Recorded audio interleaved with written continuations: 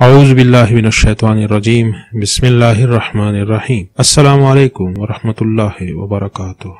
معزز سامعین، liver 4 university کی تحقیق میں بتایا گیا ہے کہ محض 2 ہفتے تک جسمانی سرگرمیوں کو محدود کرنا درمیانی عمر کے افراد کے مسلز کے حجم میں نمایاں کمی لانے کے ساتھ جسمانی چربی کی شرح خصوصاً پیٹ اور کمر کے ارد گرد میں اضافے کا باعث بن سکتا ہے۔ زیادہ اہم بات یہ ہے کہ مسلز ٹیشوز میں چربی بڑھنے سے ان کی مضبوطی میں کمی آتی ہے، جبکہ یہ سست طرز زندگی ہڈیوں کی منرل کثافت کو بھی کم کرتا ہے۔ اس تحقیق کے دوران نوجوان اور بزرگ افراد کی جسمانی سرگرمیاں 15 دن کے لیے روزانہ 1500 قدم تک محدود کرنے پر توجہ دے گئی۔ ایسا عام طور پر اس وقت ہوتا ہے جب وہ بیمار ہو، موسم کی شدت زیادہ ہو یا کوئی تہوار یا تعطیلات وغیرہ ہو۔ 26 نوجوان اور 21 بزرگ افراد پر مشتمل دونوں گروپس تحقیق کے آغاز سے قبل جسمانی طور پر لگ بھگ یکساں متحرک تھے، یعنی 10,000 قدم روزانہ لیتے تھے۔ پھر ان افراد کو ہدایت کی گئی کہ وہ 2 ہفتے تک روزانہ 1500 قدم تک سرگرمیوں کو محدود کر لے۔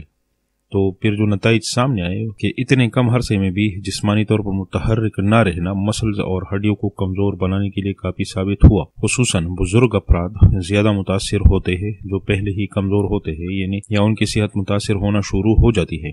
اس عرصے میں کمر کے ارد گرد چربی بھی بڑھ جاتی ہے اور بہت عرصے تک برقرار رہ سکتی ہے، جس سے ذیابیطس کا خطرہ بھی بڑھتا ہے۔ اگرچہ نتائج جسے معلوم ہو کہ مسلز کا حجم مضبوط اور ہڈیوں کی موٹائی نوجوان اور بزرگوں دونوں میں یکساں حد تک کم ہوئی ہے، جبکہ دونوں گروپس کے مسلز اور کمر کے ارد گرد یکساں مقدار میں ہی چربی چڑھ گئی، مگر بزرگوں میں اس کے اثرات زیادہ نمایاں تھے۔ عمر بڑھنے سے مسلز اور ہڈیوں کے حجم میں کمی اور چربی میں اضافہ قدرتی ہوتا ہے، اور جسمانی سرگرمیاں کم کرنے سے یہ عمل تیز ہو جاتا ہے، جس سے مختلف امراض کا امکان بڑھتا ہے۔